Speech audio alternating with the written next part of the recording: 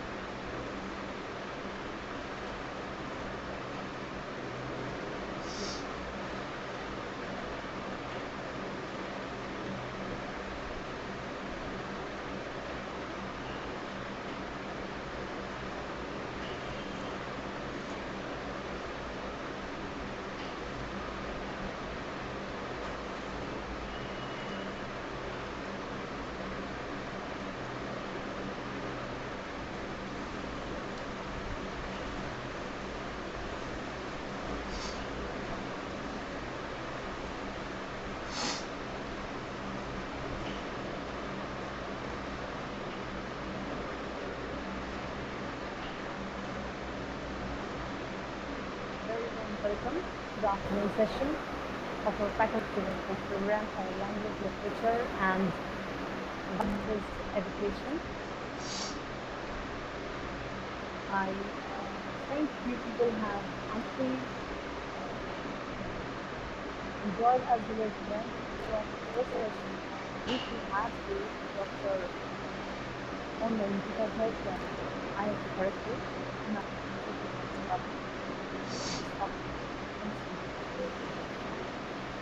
and now we are having another scholar from our college who is going to speak on a very different topic. As the topic was already given to you through the brochure, so you understand from the very topic which is already there in the brochure how interesting the topic is going to be. But before our scholarly professor starts his presentation, I would like to thank him a little bit to both just a little bit of introduction, and then he will be the whole session. Now, the previous topic with me is presently working as an assistant professor of English at University of West Bengal, India. The college is affiliated to Viewding University. He is a former Fulbright foreign language assistant at New York University from 2018 to 2019. So you can understand that again you are going to listen to a really scholarly person. He has obtained his PhD from West Bengal State University, West Bengal, India. He has obtained his master's degree from Calcutta University. He is researching at the present moment on superhero comic books of Batman and Indian comics. He is interested in creative writing and has published a long story in Kindle Direct Publishing. So you can even type out his name and go for it. Give it a search and you can read that. He has also penned a couple of scripts for comic books, which are awaiting publication. Soon they will be coming out. And he has published several articles also in national and international journals, and has several chapters in books, and also attended several seminars and conferences, both in India as well as abroad. Uh, and we know that he is the author of his graphic novels and comic literature, or that is the graphic novels and comics. Um, Let me tell you that he has been working in this field for the last 2 years. I know him personally, and some of his works are like When the Rivers Cross. This is, however, from Eliot. Uh, some of his works related to the comic world are An Evolution of Form and Things, which came out uh, in the Journal of Department of English of Vivekananda University. It's a comic companion to An Evolution of Form and Things. Then Reinvention of Indian Myth in Superhero Comic Books of Nagraj, which again came out in another international journal of English studies. Besides this, he is also working in papers like Whether Rivers Cross, a study of T.S. Eliot's criticism. Uh, there is no method but to be very intelligent analysis of the essay French intelligence in terms of anti-intellectuality, judging Bread entering the war of Bread, uh, pastoral rhetoric and civil redemption in the comics of Judge Bread, and so many more. So, without prolonging her introduction any further, I would like to hand over the whole session to Dr. Pritesh Chakraborty. The session is yours, sir. Now, please. Thank you so much, Dr. Day, for such elaborate and sometimes exaggerated introduction. I feel very nervous. I am excited and nervous all at the same time because I am sharing the platform with some of my idols, TG sir and Sharmishka ma'am. I'm like overwhelmed right now. I'll try to do justice to the confidence that Dr. Day shows in me, and I'll try not to bore you, and I'll try to exchange whatever I know about a burgeoning, a developing alternative literary field in the form of comic books and graphic novels. So I will share a PPT screen with you. Give me a minute.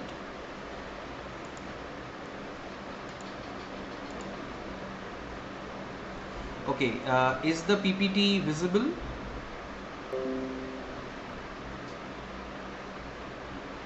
Dr. Day, can you confirm if the PPT is visible? Yes, yes, that is good. Okay, so I'll go in the full screen mode. And okay, so I hope this is the first slide of the entire presentation, and this is just the nomenclature of the thing. Yes. So, I think the PPT is not yet in full screen mode, and if you kindly go Okay. for the Okay, I will do that.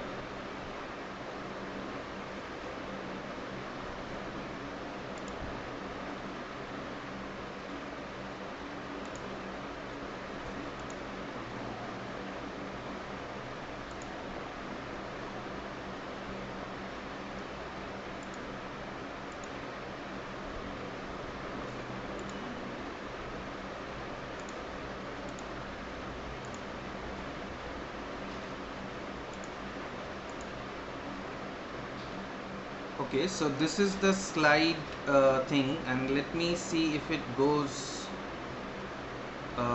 in the slideshow mode this time. Is it now in the full screen mode? No. It is? If you please go to slideshow and then click on that correct slide, I think it will work. Okay, I went to slideshow and then I clicked on the second slide as well, but it doesn't seem to work, right? No, no. You just click on slide. I mean, current slide. Okay. On the task bar, current slide. Slideshow and then current slide. Click on slideshow. Okay, I clicked on slideshow, then I clicked on the current slide.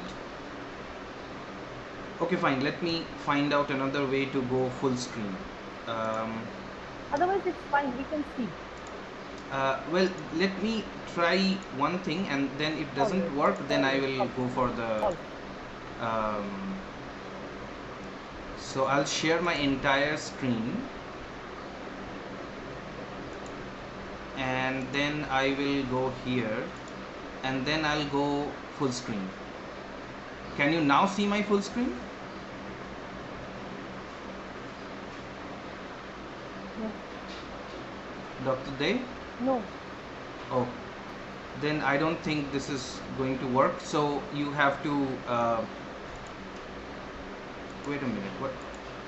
Why isn't it letting me share? Um, First, you start presenting because nothing. I mean, present now. If you click mhm. on.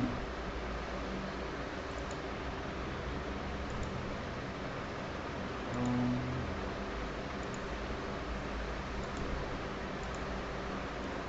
okay, never mind. I'll just use the uh, shortened version itself. I hope you can see this Yes, it's fine. screen now. Yes, it's fine. Yes, yes. Okay, so I'll try to increase the size of the same thing. Okay, so this is just the introductory part, and this is also the same. So my title today is going to be Viewding, which is a portmanteau of viewing and reading graphic novels and comic books as nodes of literary significations. Um, why viewing and reading? Because these two things, these two different literacies are to be utilized when we are going to analyze, when we are going to deal with a comic book, when we are going to deal with a page from graphic novels. So let's go to the main issue here. So, what I believe, and I have tried to utilize a comic book format for my presentation, and I hope it is not jarring to the effect, not jarring to the understanding. So, my understanding is, or has been since I have started my academic career, is that academic and literary communication is basically text based. I mean, whatever we have been reading till today have been mostly, if it is academic, if it is also literary, has been basically text based. And sometimes our students, since this is an FDP, and since there are many teachers over here, we are often thinking about ways in which we can engage the students better. However, we are in a very tough competition with Facebook and Instagram and scrolling and social networking sites. But text-based communication, text-based academic and literary repertoire does not really help us in that competition with the social media to attract or foreground the attention of the children, of the students. Foregrounding, you already know from Sharmishta ma'am's deliberation yesterday. Can we, but can the same be carried out via sequential narratives too? So another name, another fancy and academic name for comic books is sequential narratives, because these narratives, these pictures, these images associated with words come in a kind of a sequence, and it follows one of the definitions of one of the critics, one of the theorists of comics studies, Scott McCloud, who says that comics are images juxtaposed each other in a sequence, which gives us an aesthetic or an informational value. So my question has been that can the same be carried out? Can communication, can academic and literary communication be carried out via sequential narratives? What I found out through my research is that yes, it can be.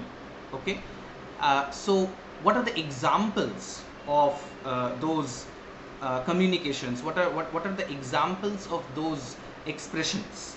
So recently I got this book, which is like stories from Sanskrit drama. It has been published. It was published by Amar Chitra Katha, and it has this story. It has the adaptation of Abhijana Shakuntala, which is a prescribed text in core course 1 in Bardhaman University undergraduate course. And I'm sure the same might be true in with a number of other universities where this text is taught as a detailed text in some core course. So if Abhijana Shakuntala, which is which is my experience of teaching to the undergraduate students. Interestingly, in the case of Bardhaman University, the story, the drama, the entire drama, all 7 acts have been given to the first sem students, which I think is quite difficult for a teacher also as a student to grasp what we are dealing with. However, here comes in the utilitarian function of comic books and graphic novels. If we can present these stories in the picture format, in the format of pictures and words, then I think it will help in the comprehension of these issues, of these of at least the storyline, of at least the plot to the students. Also, and I have no shame in admitting that many rural colleges admit students who might be first generation learners, and it might be very difficult for them to grasp the kind of English that is used in standard Penguin or Routledge books in which these translations are found. And I think these images, which we can see at the corner of the screen, I hope you can see it, let me know if you cannot, because this is vital that you see it.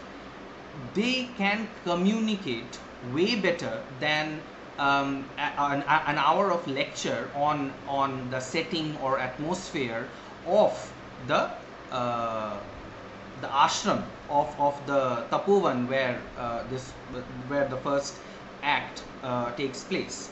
So the deers, the hut, and Menaka comes. She is putting Shakuntala under the care of a bird, and hence her name is Shakuntala, because she was under the care of a Shakunta, a bird. And then she was taken up by the foster father Kanva. So this is the first page of this book, Stories from Sanskrit Drama, and it sets the tone. It helps again foreground the students' attention into the text. um, I, I, I, I, I wish I could have had used a broader image, a bigger picture, which could have had like given you a true feeling of what is to hold the book in your hands. But you can buy this book and you can use it as a resource, as a teaching learning material if someone of you is teaching Abhijana Shakuntala in the class. Let's move on to the next slide.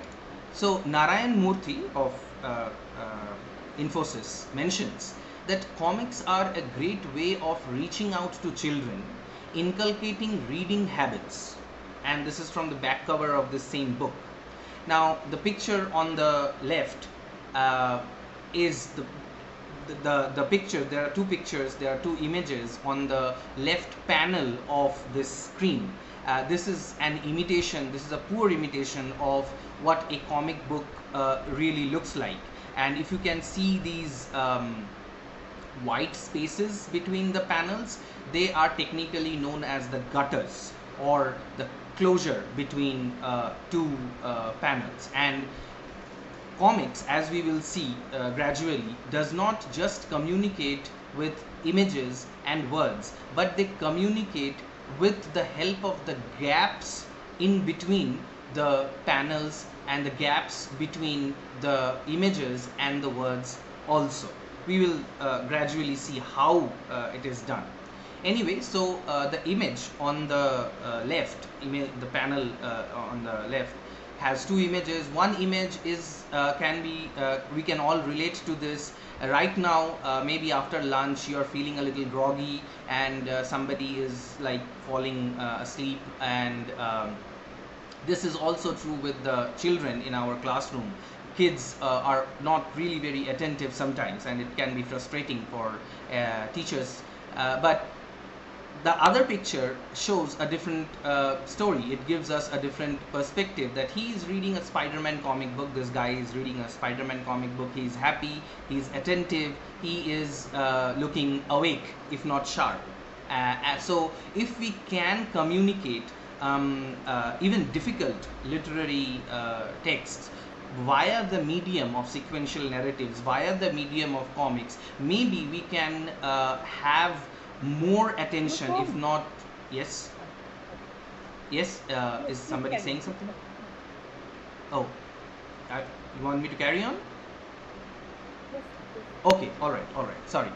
So what am I saying is that comic books can be used as the alternative medium for an adaptation of stories which are considered to be dense, which are considered to be difficult. I already gave an example of Abhijana Shakuntala, but we will discuss in detail. So this image at the end of the last panel, if we can call it the last panel, is a picture of some Indian. This is a picture from an Indian classroom where some Indian kids, school kids, are reading comic books. And the place that I took it from, this comic book is about menstruation. This comic menstruation. Sorry. So this talks about this makes talking about the birds and the bees to these girls easier. Pictures always help people to understand whatever is going on. Why? Let's see why. Why am I saying that pictures are always helpful in communicating better than loads and loads of speeches and written material? William Brown is a researcher on comic books, and he states that with color, seemingly the element of our visual field that is processed fastest, and he quotes Viviani and IMO's estimate that color is processed some 50 microsecond faster than form and movement. So this is significant, that when we are talking in terms of color, when we are talking in terms of images, what happens is there is a faster reception of whatever we are saying. I mean, I don't know if this image right in front of your screen, I wish it could have been like a full screen, but if this image in front of your screen is interesting, colorful, you might look at it a number of times. The red, the yellow, the blue, the primary colors, they attract your attention. And no matter how much boring and monotonous my voice is, these colors just might help me a little trying to gain your attention for the time being. So the next panel says that if pictures speak 1,000 words, then comics can speak 10,000, and within a very short time. So comics are exceptional storytelling devices, and they are economical too. What do I mean by economical?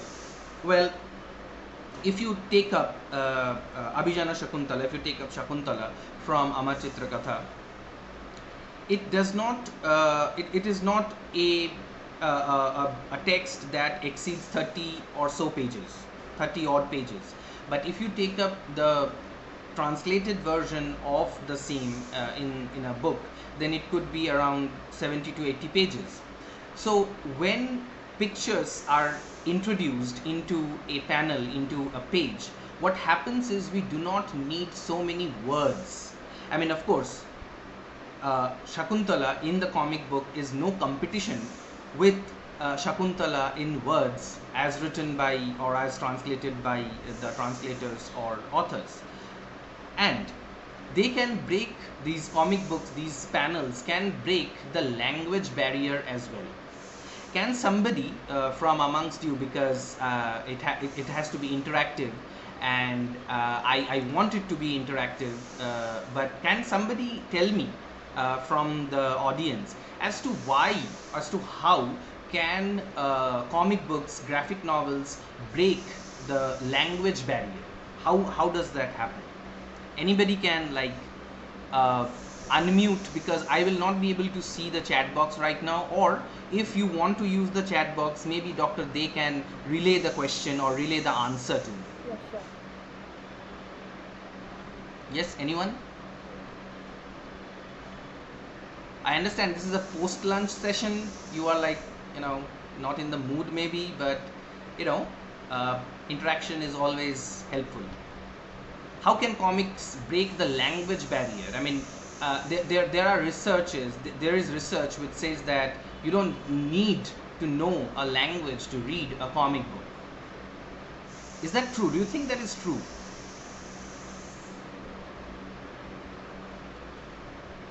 Anyone?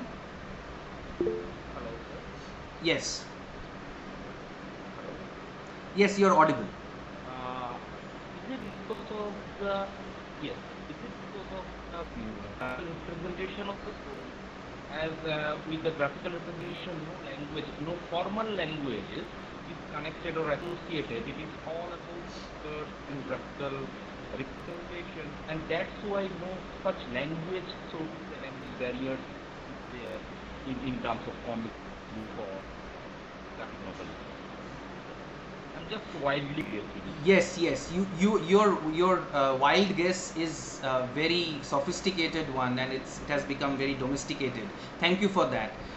Sir, Yes, one more yes, point I yes, would like to mention here is that yes. in case of graphic novels, what we can see that lots of images are given. That means if we talk about structuralist concept, that means the signifier and signified relationship like that. So in that case, those images actually create visual representation in which language doesn't become a barrier. Rather, that expressions, that images create helps to provide us a holistic picture or holistic representation of what is going to be presented in that graphic novel or the commentary or something like that. Yes, that is absolutely true.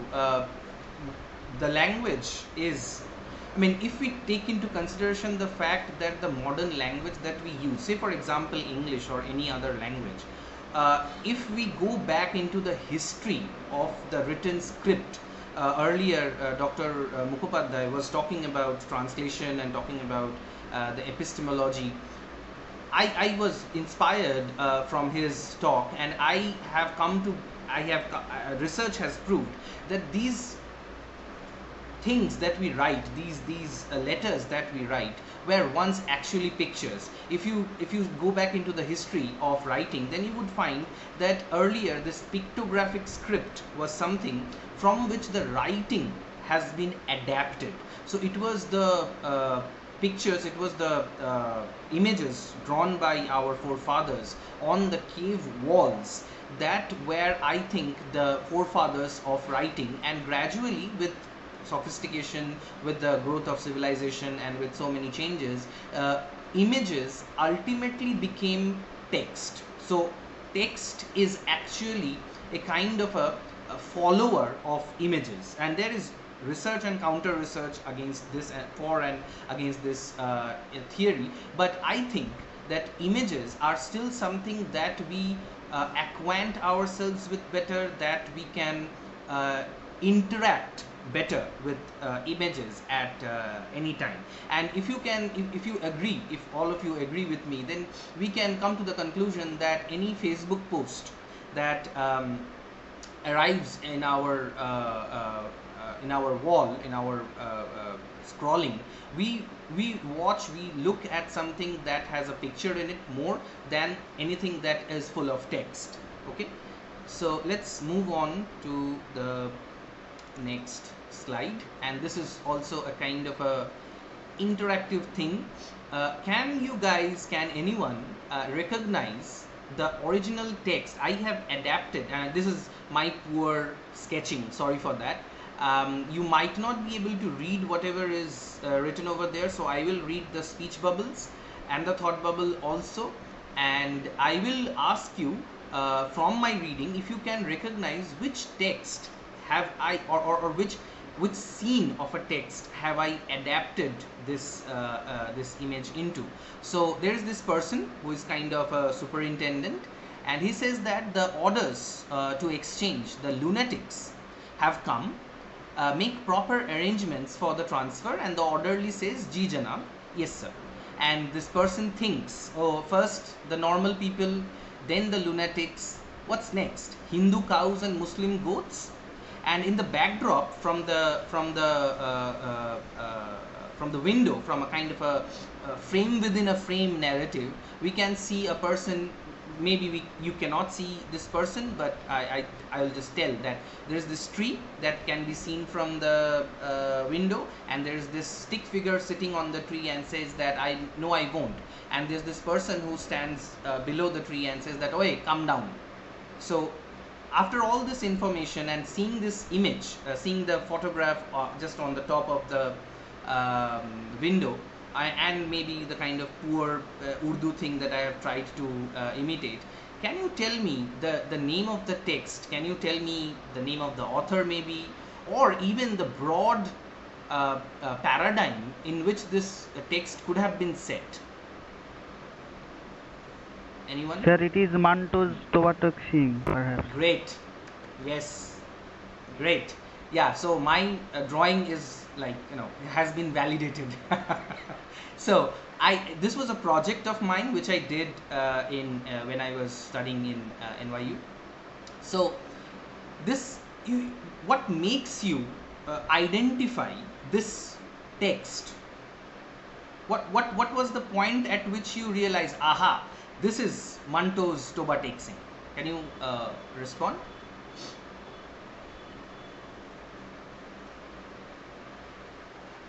What made you say this is Tobatok Singh? Sir, I can associate with some words and the thematic concerns. Mm-hmm. That's why I have identified that it may be Mantos Tobatok Singh. So how did you get these thematic concepts? Where did you get these thematic concepts from? Actually, sir, I have read this text in my PG classes. Okay. Of course, you must have. Otherwise, you couldn't have had said that. But what are these things? If there is anything in the text in front of you that helps you associate with what you have read? Any images?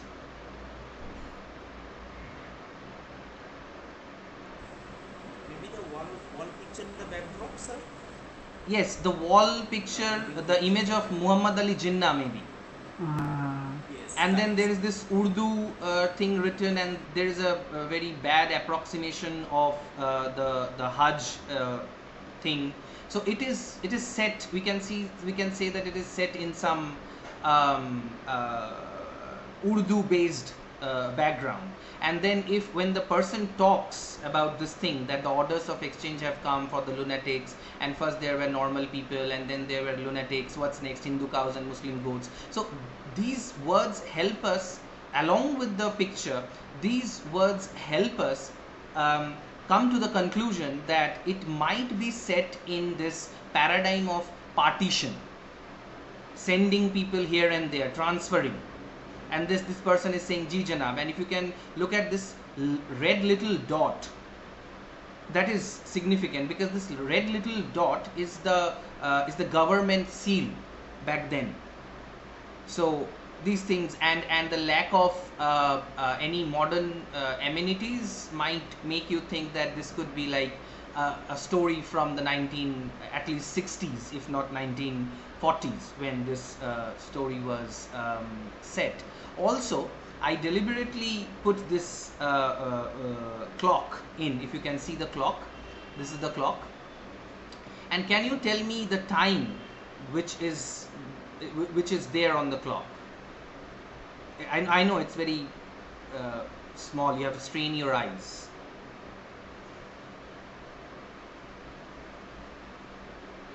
Can somebody tell me what the time is on the clock in the image?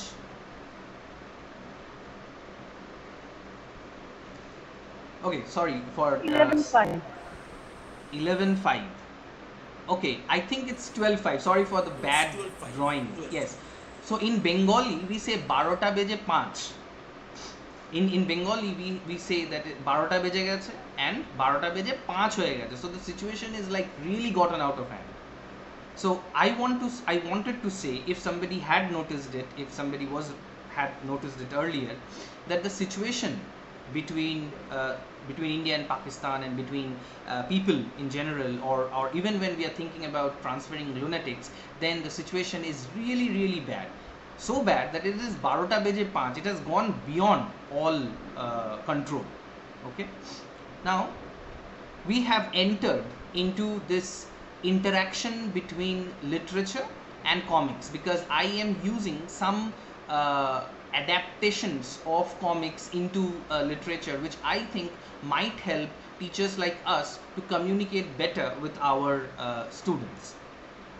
Let's come to the next slide, which is Tintin in Tibet.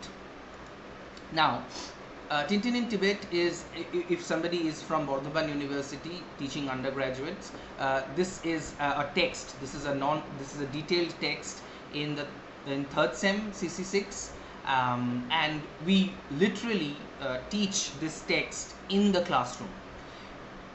But why do we teach it? Why is Tintin in Tibet included? According to me, it is included for a number of reasons, including its theme of racism. Now, this image of the pointers, these fingers pointers, I used it deliberately to show these shades of color that is used in the social media also to signify our identities. But a research says that if there is a person, if there is a brown person, or if there is a person of color, most people choose this icon, this emoji, to signify they pointing to a particular thing. Is this something unconsciously done, or is this something done very consciously? Is something that research can prove. But where is this racism? And Tintin is something that we grew up with. Many of us have read scores of Tintin's stories, and we like it a lot. And racism is something that is discordant with a comic book like Tintin in Tibet. It's like, for God's sake, it is children's literature, and racism should not be an issue in an innocent comic like Tintin in Tibet. But for many who already know about these issues, comic books are not innocent anymore, because we can read a lot of significations, we can read a lot of contrary, discordant, deconstructionist ideas in these panels. I'm sorry again for the shortness of this particular image, but I'm trying to enlarge it. I don't know if I will be successful in this. I think it's enlarged, and I think you might be able to look at it. You might be able to read it. Are you being able to read whatever is written over here?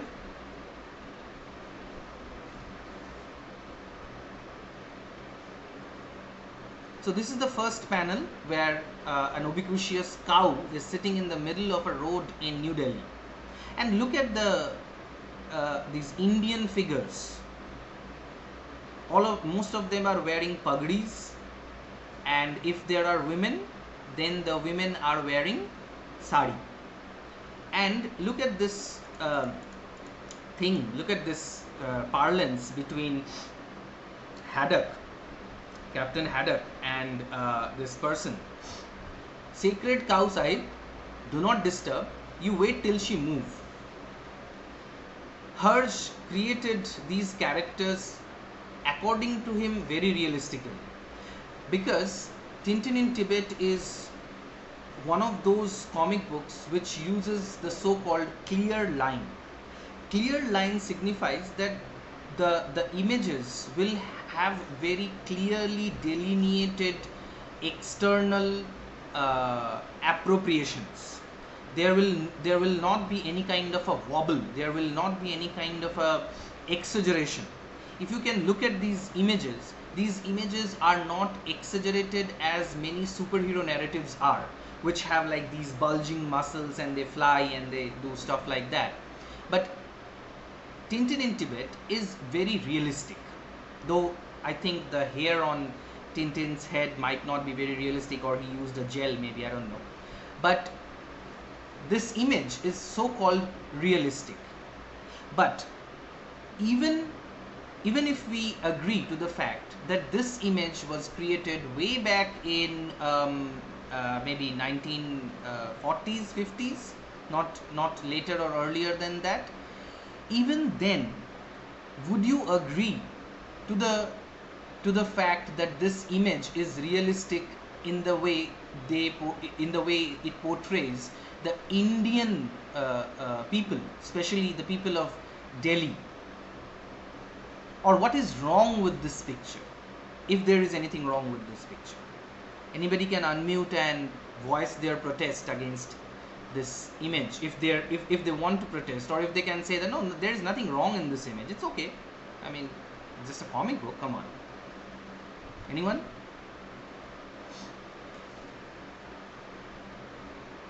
Is there anything wrong with this image at all,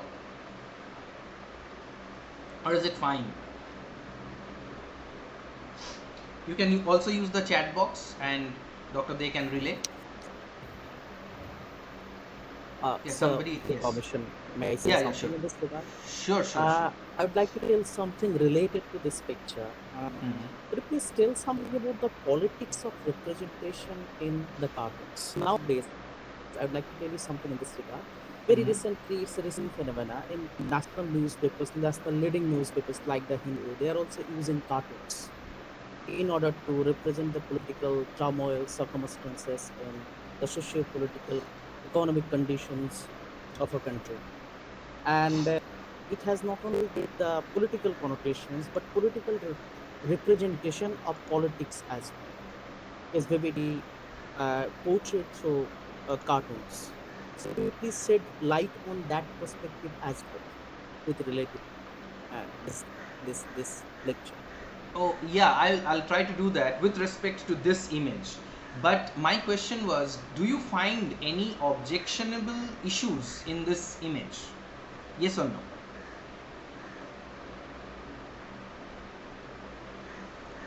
I think the cow, the caricature, the image of cow is used to divide people, and there is certain and to disperse people. It's the a group of people in the market. Mm-hmm. But the cow is used to the cow is a symbolic. It does have certain symbolic significance, I think, as well as Mm-hmm. religious connotations as well. And cow is used to divide different communities as well. Okay, so what is your name? Sujan Mondal. Sujan. Ah, Sujan Mondal. So yeah, I mean, you have caught the attention of the text. You see, there are various problems which I found with the text. All of the people in Delhi do not wear pagdis, and even the pagdis are not real pagdis. They are, I don't know what kind of headgear that is. Also, the fact that we are stuck with cows is something that has been thrown at our face time and again.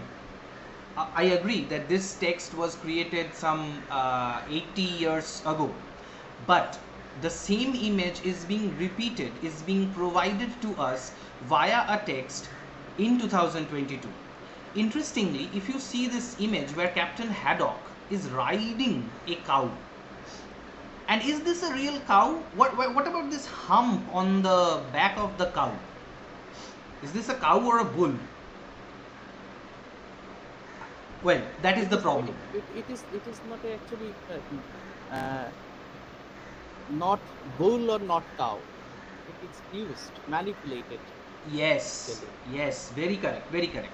And when Captain Haddock, a Belgian captain, seafaring captain. See how many significant post-colonial significances are oozing out of the text for me. I hope you can see that also. Captain Haddock is a Belgian captain seafarer, and we know that how the Europeans captured us. They came by ship. They were captained by brave, quote unquote brave mariners.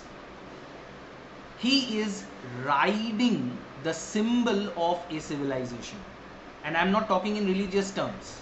I'm talking in terms of Indus Valley civilization also, where there is this bull image.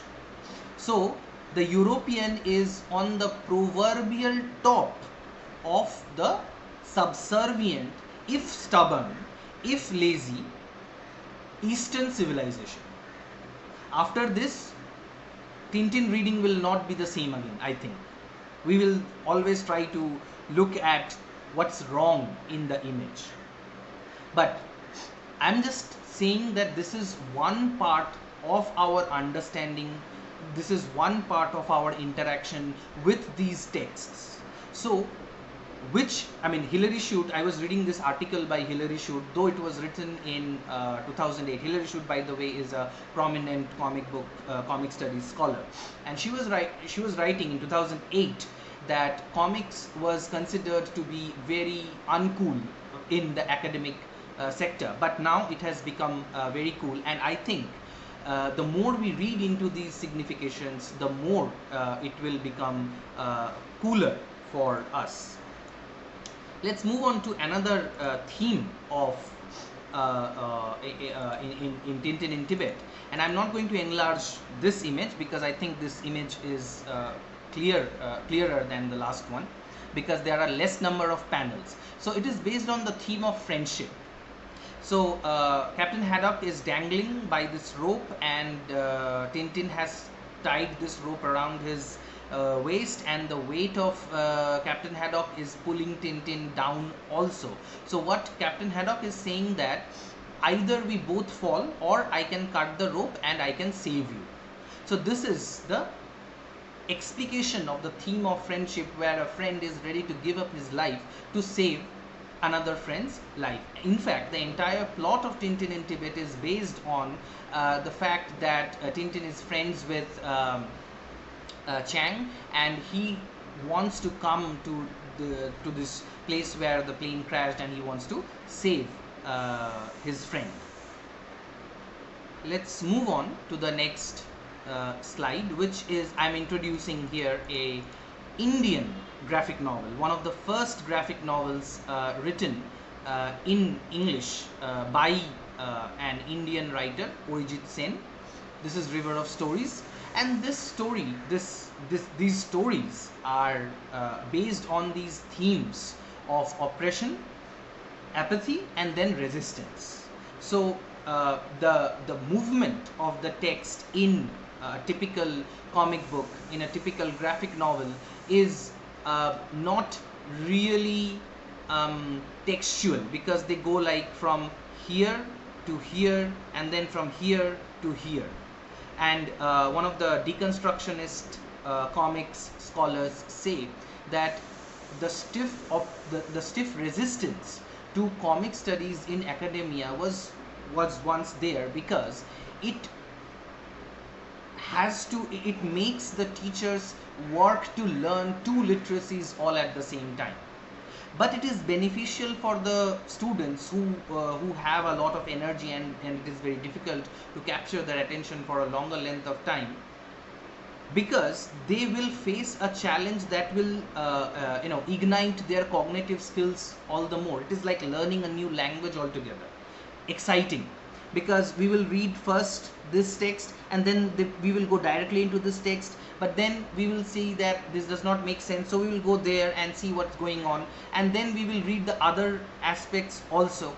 So it will, and there has been a research where again conducted by IMOs, mentioned earlier, that when a person is reading a text, his brain cells work in a different manner, and when the same person is reading a comic book, his or her brain cells work in a very agitated manner. He used the word agitated. He did not say it's good or bad, he said it's agitated.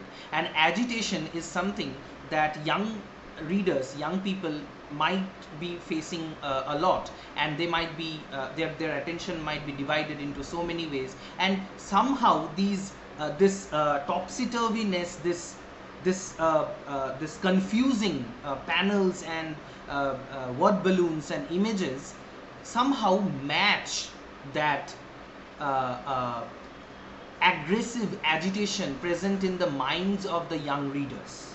It's like, being in a kind of a axis of revolution, like the moon and the earth is.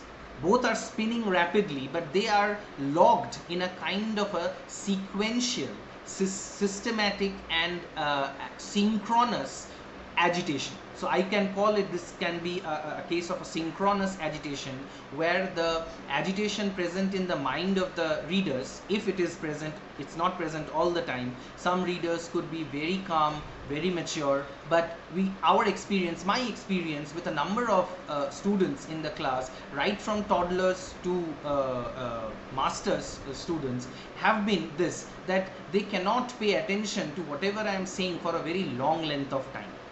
So I often introduce maybe something like this in order to catch their attention.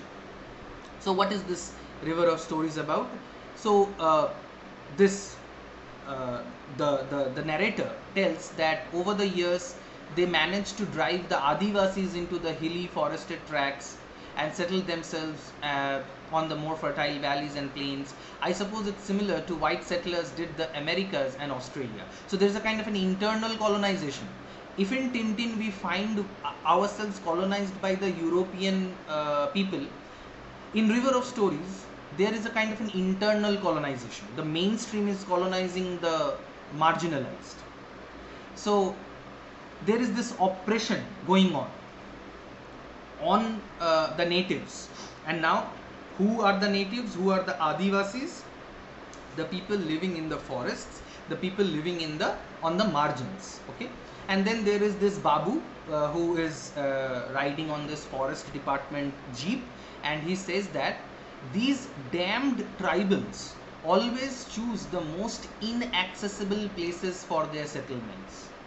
Have they chosen it? So it shows apathy of the babus, of the sahibs, of the government people, of people like us. We don't want to go and teach in a rural college. I cry every day because I have to travel like 3 hours into a remote village. I am dying to come to this polluted city of Kolkata, because I believe they have chosen to settle themselves in some remote area. And see, this thing is coming out from the pages of a graphic novel, of a comic book, and that is significant. But there is resistance also. If there is oppression, if there is apathy, then there will be resistance also. And how is this resistance done? So within the comic book, within the graphic novel, we find people, all of the people saying, importantly, there is not one single person who is saying this. No one single leader is saying this. This is more democratic. Just like the page is democratic. Why the page is democratic? Because the information is spread all around the page. It is not just in the center, as in a traditional book where you read line by line, or in a poetry where you read line by line and don't care about the margins, the white space. So what is this democracy saying? We all oppose those who in the name of development commit crimes against humanity by tearing apart this earth for own short-term gains. So that is the voice of resistance, and I am using my own avatar to say no, and it's a part of resistance that I wanted to share. Next text that I would like to discuss is Chotu. This is a graphic novel, a tale of partition and love. So this is based on the theme of partition, and these three images show various aspects of whatever happens in a partition. And young readers, young adults, when they are reading about this story, they will not forget the pangs of partition, because even my generation, even people from my generation, we are not directly affected by partition. Maybe we are, but we do not take into consideration the fact that okay, we are, we have come from this place, and we miss our original home, imaginary homelands of Salman Rushdie. I think that there is an imaginary homeland where I was a zamindar, and I had chakors waiting upon me. But no, I dream sometimes. So, but the real pangs of partition is forgotten, is lost upon the present generation, and this graphic novel published in 2019 is retelling the stories of partition and also of love. So what happens in the first on the panel, on the first panel on the left, is that there's the fire burning, there's this image of people going towards each other, and then there is this image of Chotu who has shot a person, and then his own friends are abandoning him, and then people are agitated and they are coming to fight with each other. Next page, these two panels are all about the violence that happened during the partition, and people are running helter-skelter, shops are put on fire, and this is so very significant with respect to whatever is happening as we speak. We all know the horrors. We have experienced the horrors firsthand, and imagine this happening 10 times over. That's what happened during that time. And you can see in the last page the exodus. People of a particular community are making a beeline from Delhi railway station, going towards to a particular place where they think they will be safe. People are flying away, people are thronging, people are going away from their own place into a place that they do not know, and yet they are calling that place ironically their home.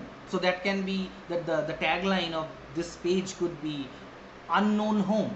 Okay, that could be an idea for a graphic novel, who knows. Next, again in detail, Abhijana Shakuntala. Though the name of the text of the comic book is Shakuntala, but I want to put Shakuntala and Abhijana Shakuntala together. So these three pages talk about the plot. They provide the things that happened as they happened. Okay, so in the first page we find Rishi Durvasa casting the cursing Shakuntala, and her friends are trying to appease the angry Rishi, trying to make him reduce the effect of the curse. And I chose these three panels for a very particular reason, and I will try to expand the images so that you can also read the text a bit. Okay, so when Rishi Durvasa has come and he wanted some attention from Shakuntala, didn't get it. I am sure that this text is unreadable, sorry for that. And then at the appeal of her friends Tiyambada and Anusuya, Rishi Durvasa says that okay, I cannot take back my curse, but I will give a kind of a free offer as such in our language of cosmopolitanism, that if Shakuntala can show some memento, then she will be remembered by the king. Just like the racism in the page of Tintin, do you find some ism, some reiteration, some idea of theory of something that is wrong in our society here in this first page also? Anybody who is teaching Abhijana Shakuntala would know it very well, but I would like to get this answer from somebody who, sorry, has not taught Shakuntala yet.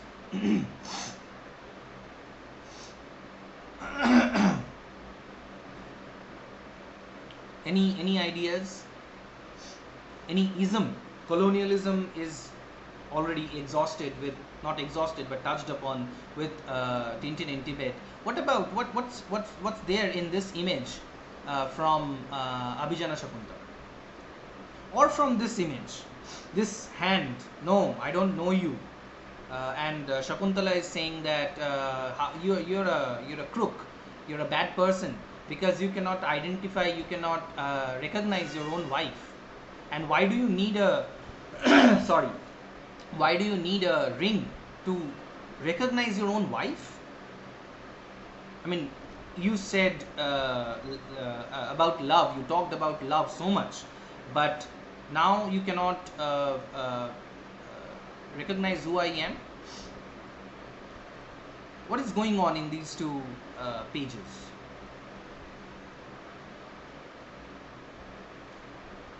Anything wrong? Anything interesting that catches your gaze? Anybody can unmute and make a wild or a domestic gaze. Guess, sorry.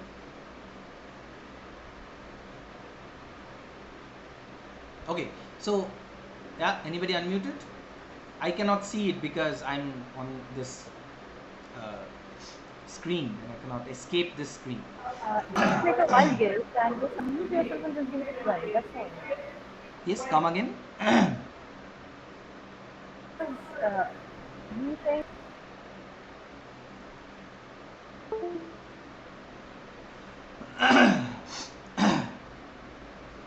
to punish anyone? That's what I'm saying. Punishing. No, I'm saying that they must come up and say something. Oh, They must come up and say something. yeah. Okay, all right. No problem. No problem. Punishing anybody. Oh, yeah. No. Yeah, I mean, of course. It might be the conflict between modernism and environmentalism or eco-criticism. Yes, you are very correct. Abhijana Shakuntala does touch upon these eco-critical concerns also, where nurture or culture is represented by the king, whereas Shakuntala is the representative of untouched, pure nature. That's very correct. But what I wanted to point out, and I'm sorry that these images could not communicate this to you, or maybe it did, and maybe this is the problem with online interaction. I think here we find a kind of a disapproval of patriarchal dominance. Why? Because I think, it is my interpretation, that Rishi Durvasa is a kind of a father figure, is a kind of a male figure with a large ego. And why did he curse Shakuntala? Because Shakuntala did not pay attention to him. Of course, according to our tradition, Atithi is Devo Bhava, but still, I mean, like, he's a man, and man cursing a woman, that the other person, and I smell jealousy, the other person about whom you are thinking he will forget you. So this is a kind of a sexual competition going on between Rishi Durvasa and Raja Dushyanta. This is my interpretation, and this could be, and I have to substantiate it with a lot of research, which I am sure there is, which can be found in Madhavi Menon's book. I cannot remember the name of the book, but she did say this in a way. And then in another page, there is this image of the king sitting snug on his throne and denying the identity of Shakuntala as a wife. He is a man as well, and he is snug in his position, he had his fun, and now he does not know who Shakuntala is. Finally, towards the end of there is a amicable resolution, there is a happy reunion at the end of the text, and I often ask my students this question, that what is Abhijana Shakuntala? Is it a tragedy or is it a comedy, because at the end there is a peaceful resolution? And Shakuntala lives happily ever after with Dushyanta, even if Dushyanta had forgotten who Shakuntala is. Another curse, and who knows, Dushyanta would forget who Shakuntala is. So, well, I'm not very happy with the ending, but who the hell am I to comment on it? But how does these images help in understanding whatever is going on? I think the gesture of the king, the gesture of Rishi Durvasa, and also the gesture in the second panel of the last page, where Shakuntala is kneeling, but not not Dushyanta. So these images might get inside the brain of the audience, might get inside the brain of the readers, stay there, germinate, and acquaint and come to life in a particularly theoretically charged environment, where they will start to sprout the flowers of resistance. Sorry for this flowery language. गुस्से में इधर उधर निकल जाता हूँ. So sorry for that. So next, let's come to the LGBTQ plus themes in the comic books of Batman. This is the Pride Month, and do we find LGBTQ plus themes in comic books of especially Batman? Because Batman is masculine, Batman is macho, Batman is man, and Batman is the epitome of fitness, if not superpowers, fitness. I'll try to again enlarge this image to show what I want to show. Please bear with me. Okay, can you see Joker touching Batman somewhere inappropriate? I mean, according to the discourse of heterosexuality, he is like pinching Batman, and he's saying, loosen up, tight ass.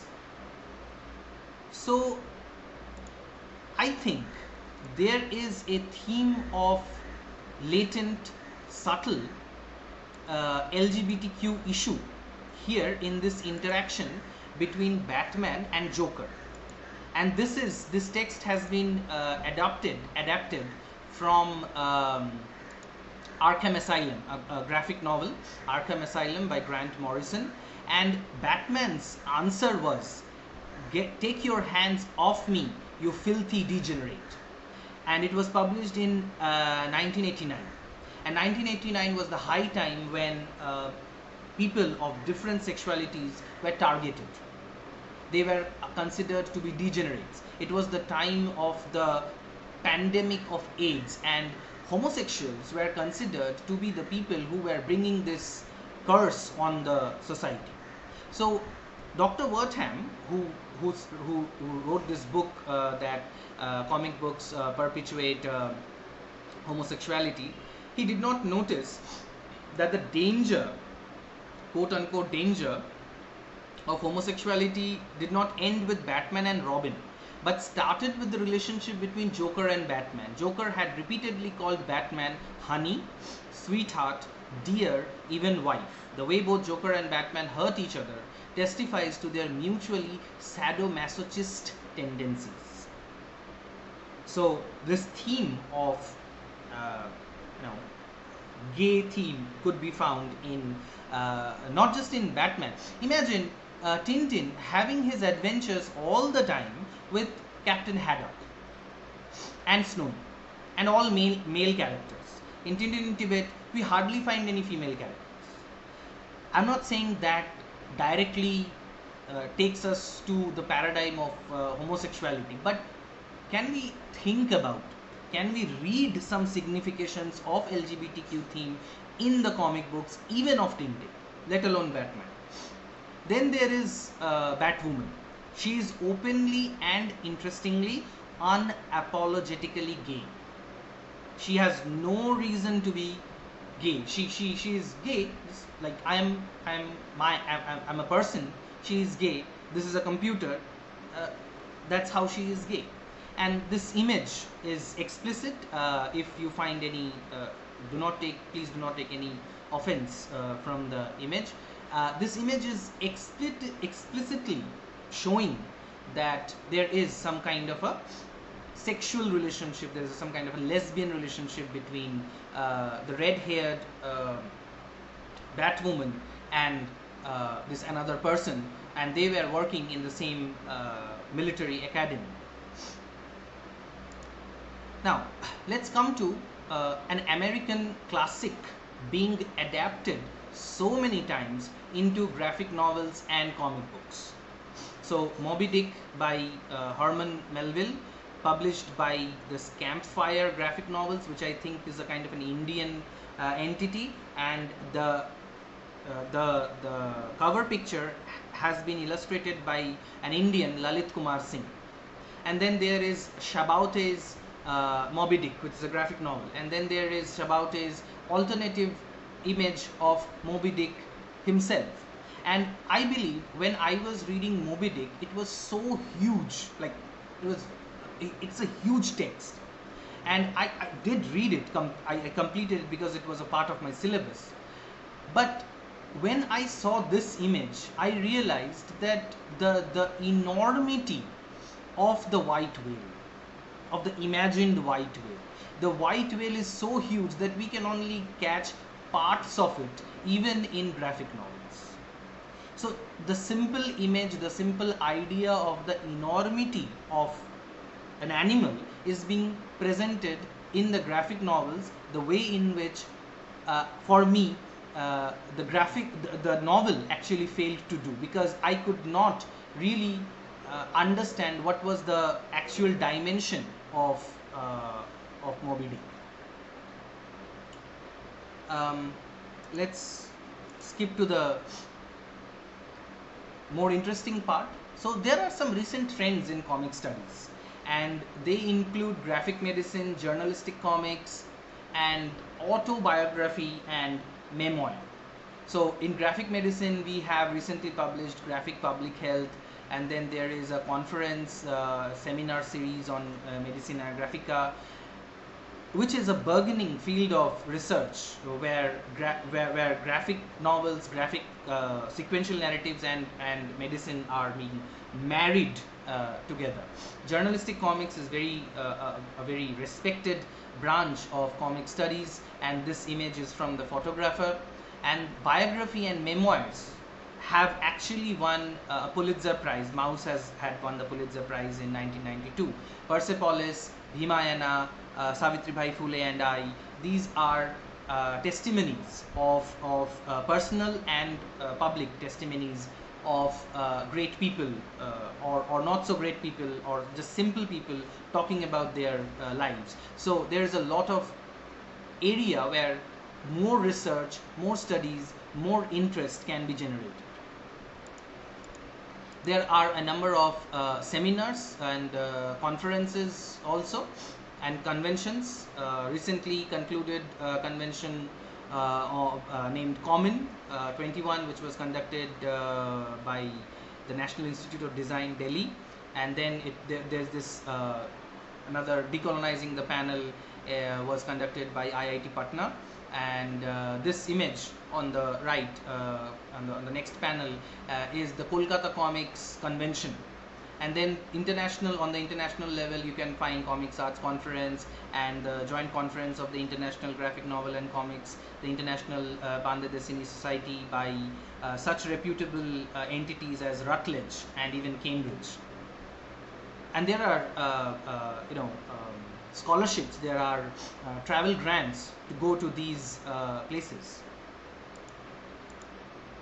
And then there are awards, scholarships and research. So the Hilary Shute Award for Best Graduate Student Paper, Gilbert Sells Prize for Public Scholarship, etc.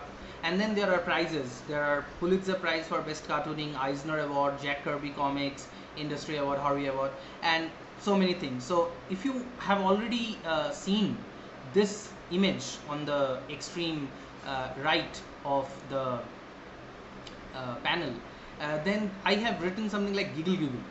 Why is it? Why did I write it? Because this pointy thing is giggling, is tickling the H, and the research is like giggling, and I try to use a little bit of comic-y thing, comic sick thing here. So these names on the last panel, on the bottom panel, are the names of some of the research established not in ProQuest but in our very own Shodh Ganga. Just there are so many, and I have just chosen 4, and they are from reputed places, from Jadavpur University, from IISc, from various other well-known institutions. My research was also, my thesis is also on comic books. So now, since this is a kind of a interactive session, and I have tried to interact as best as I could, but here is something that is more interactive than the earlier things. So I want this activity to be done by people, whoever is participating here. No pressure, of course, but if you want to do it, if you want to make it happen right now, then we can go for it. So I have tried to give you 2 activities. You can choose any one of them. So the first activity is create a comic book panel, just a panel, not a page, just a panel, using a scene from a story you taught or are teaching. Draw it on paint or use pencil and take a picture to share. If you find it too difficult, if you find it, and you have like 5 minutes, so I just want you to draw one single panel. Stick figures, just make sticky figures and try to enact a scene that you have taught in a story. Or you can analyze the provided page from a comic book. The page is provided below.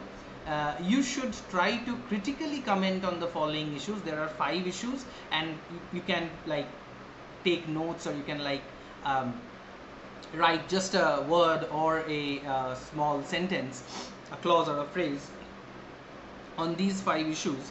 Structure of the page, color scheme, action, lines of the drawing, and interaction between words and the images. So this is the page that I want you to work on. If you or any one of you really wants to work on this, and you have 5 minutes to work on this, and then we can discuss it for a while, and then we can go into the concluding part of the presentation. So is anybody doing it? Is anybody interested?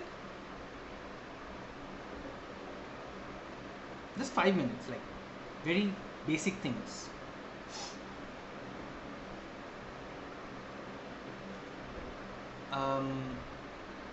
No pressure, of course, but I thought this could be interesting. Or if nobody is working on the comic panel thing, then we can simply discuss this page. We have been discussing pages earlier, but if we are not working on this, then we can simply discuss this page for a minute or 2. Dr. Day, has anybody responded in the chat if somebody is interested? I know this is Not yet. awkward. Okay. Not yet. I'm sorry for being awkward, but I am very enthusiastic, and sometimes I'm getting into it too much. Maybe we can do it later, we are going to have this session for some time also, and maybe we can exchange emails. I don't know, maybe we can find a way out to do this. But anyway, since nobody has responded, I believe that this is too early to put people into this kind of a thing. So I'll just discuss it in a brief while, using the very same questions that I put on earlier. So what is the structure of the page? This page has 1, 2, 3, 4, 5, 6, 7, 8, 9, 10, 11, 12. 1, 2, 3, 4, 5, 6, 7, 8, 9, 10, 11, 12. 12 panels. Can these 12 panels be compared with 12 paragraphs? in a traditional text? Maybe. Can these 12 panels in a stretch of imagination be compared with 12 syllables in a line of a poem? Maybe. But why am I comparing this? So that we can have a point of reference. Otherwise, this comic book is a text, is a communication, is an aesthetic object to look at in its own self. Then what about the lines? As I was pointing out earlier, Hirsch draws these lines very clearly. There is no wobble, there is no indefiniteness, there is no post-modernity in a postmodern work of art. Because comics is definitely postmodern, even in terms of its chronology and especially in its terms of arrangement of the visual and aesthetic elements, because we go like from the left to the right, and then again we come to this panel, then we go again from the left to the right. So there's a lot of gaps, there's a lot of places where we might not understand what is happening. Okay, but these lines in the lack of their ambiguity are actually very rigid in terms of their racist significations, very rigid in terms of their patriarchal significations. Clearer the line, more rigid the significations. That's my interpretation of the same. If we look at the color scheme, the stones, the mountains are very well represented. Yeti stands out in the image because Yeti is hued in dark. But if Yeti is a real creature in the Himalayas, it must be white because it needs to get camouflaged. So there is a problem with the color also. The color of Haddock and Tintin is reddish whitish, whereas the color of Chang is of course brown. What was the other question? Action. Okay, the action is suspended, and sorry, there's a network disconnection. There was a network disconnection. Sorry. So all the actions are actually suspended, but when we move from one panel to another, we see a movement. And if we keep moving our head like this or eyes like this, we will have a semblance of movement, because the Yeti carries Chang in one panel, and then he is climbing on the hill, and then he is looking down, and then we can see the Yeti carrying Chang in the blizzard. So there is movement, but this movement is suspended. So I know I have just 9 minutes more, so I will not discuss this page any further and go directly to conclusion, because there might be some questions. So to conclude, I can say that comic studies is a burgeoning field of analysis and research on a global scale in the literary and academic paradigm. Dozens of comics are being created on serious issues, from rape to menstruation to partition to diseases to pandemics, everything. Various universities, including Jadavpur University, Amity and Bardhaman University, President's University, have included graphic novels in their syllabi, and various departments have PhD candidates on comic studies. And the comics have traveled a long distance from being misunderstood as children's literature to be considered as seriously adult material. And Harvey C. Pecker truly nailed it when he said that comics are words and pictures. You can do anything with them. So that's all for today, and I have these works that I have cited. There because of the limited space, I am just using just a few of them, but there are thousands of works being done, discussed when we are talking about comic studies. All right, so that's all I had to say today. Sorry for boring you for these 1.5 hours, and if you have any questions, suggestions, or if you have some bad words to say to me, you can email them in this address. So that's the proverbial end of my lecture. Thank you. So I'll stop sharing the screen now.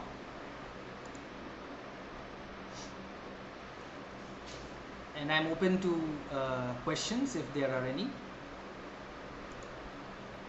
Yeah, participants, if you have any questions, please unmute yourself and ask or post it in the chat box. It was really a very nice session. Indeed, I don't know what they will be saying, but I found them to be quite interactive as you're posting the questions here. Certain things they could not understand, but whatever they could understand, I mean, from the picture they could make out, they have interacted. And I would also like to thank the participants for being so interactive. And now I would request the participants that if you have any question in mind, to put it in the chat box, or you can also unmute yourself and ask sir. And meanwhile, I have one question on behalf of all the participants. That is, if anybody wants to study uh, comics literature or these graphic novels, so how should, means, as how, for the beginners, what is your suggestion? Okay, so if you, if I get your question right, so you want to study graphic novels or comic books to write a paper on it, or to research on it, or just for pleasure? No, it's for the research only, because these participants are all faculties, all teachers, and they are in this path only of this research field.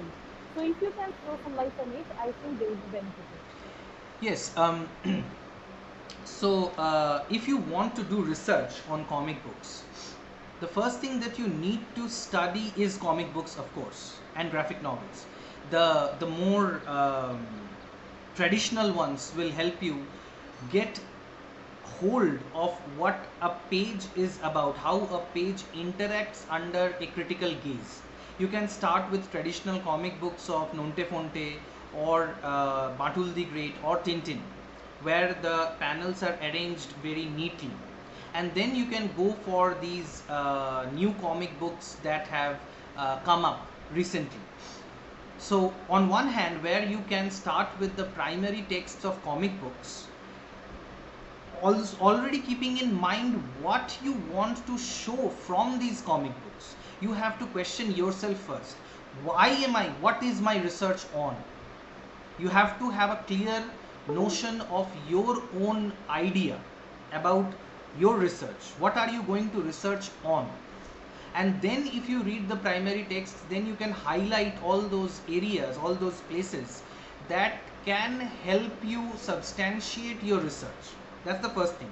Secondly, and parallelly, you need to start reading criticism, or books of analysis on comic books, starting with Scott McCloud's Understanding Comics.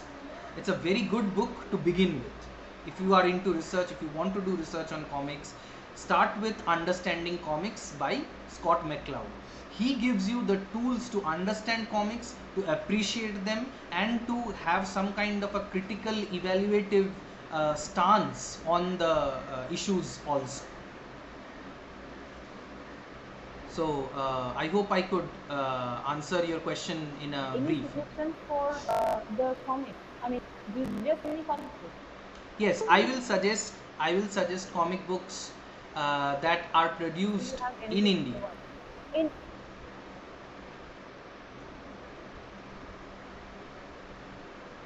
I am having frequent disconnections. The last thing that I caught from your end was, should I suggest some comics for like primary texts, right? Lots of disconnections. yes, absolutely. We are Okay, okay. Sorry. There's a lot of disconnection going on right now. Yes, so I will suggest you start with Nonte Fonte. Why not? You start with Narayan Devnath's comics. You start with Tintin, if you are interested in doing research on comic books. Pritesh,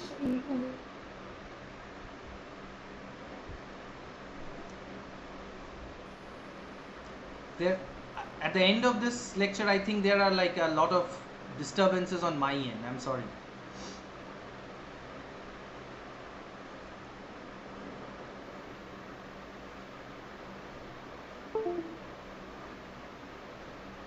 Hello? Yes, I can hear you, but I can understand that on my end there is a lot of disturbances of No, network. there is a question. Uh, if you kindly take that up Yes. in the chat box. Uh, RB Chakraborty is question is graphic novels help in mixing the cultures of different states and geographical locations to enhance the concept of folklore. Can you help with some such comics names? Of course, yeah, Bhimayana is a great example. Bhimayana or Jyotirbhai Phule and I. You should read those comic books where what you are saying is actually happening, because the entire story is being told in the format of Gond art in Bhimayana. I haven't read Jyotirbhai Phule and I yet, but that is what is going on. Even in Munnu, uh, by Malik Sajjad, there is this folklorish. Uh, Understanding is uh, that there is some issue in his end. We again these two words. Yes. So I was saying Bhimayana and Jyotirabhai Phule for the folklore, for the concept of folklore. Also Munnu by Malik Shajad. It's on Kashmir, and even the frames are so very evocative of native drawing. Okay. Uh, so if we're not having any more questions, we are at the end of the session. It was really a brilliant session, and we wholeheartedly thank from our end from Swami Vivekananda University as well as Calcutta University's Linguistics Department. We are working in collaboration. So I thank on behalf of both the departments wholeheartedly for giving us a time and making the session so very interactive. I think participants have really benefited. I personally have benefited myself. And now I would request everybody, those who are present here, to please own your view.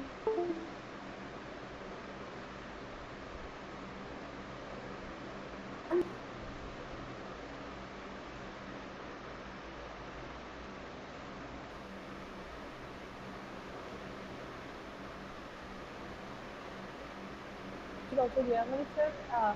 Please. Yes, again I got disconnected, but yeah, I understood that everybody needs to like have a group photo or something like that. Yeah. Well, Okay, sir, okay. if you can take, then it will be really great. Okay, I can see Sushanto sir, Gurupodo sir, Anamur sir, uh, Porimala, Sandeepan. So please switch on your video. It's just going to be a group photo, nothing more than that. You will memorize in a moment. Okay, Shondipon seems to have light at the back At the of back. his. Okay. So, are you taking a screenshot or? Um, I hope Dr. Day you are taking the screenshot, right? No, from different aims, I'm requesting everybody to take this Oh, screenshot. okay. I have taken one also. Okay, So, thank you. yeah.